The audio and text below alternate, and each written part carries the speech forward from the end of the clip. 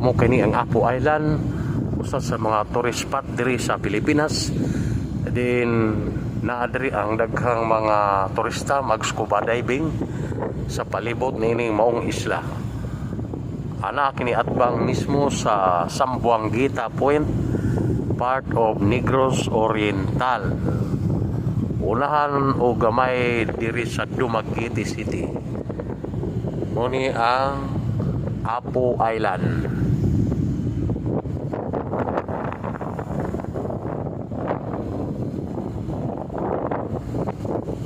Apo Island, isa sa mga tourist spot dito sa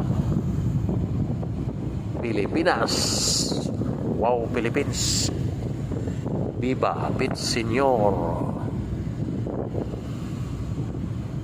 Ayan mga kaibigan, ang napakagandang isla ng Apo Island.